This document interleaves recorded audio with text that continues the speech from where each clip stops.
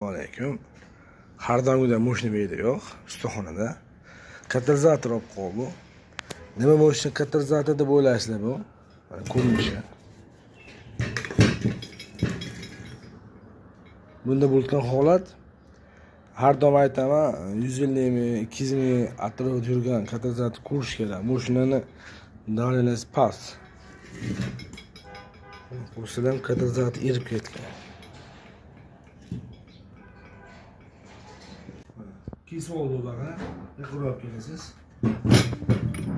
Holati Erib ketganmi bu usta? Erib ketgan bu. Biz buni etlashab turib qilamiz. Sog' bo'ling, salomat bo'ling. Obuna bo'lib esdan chiqmasin.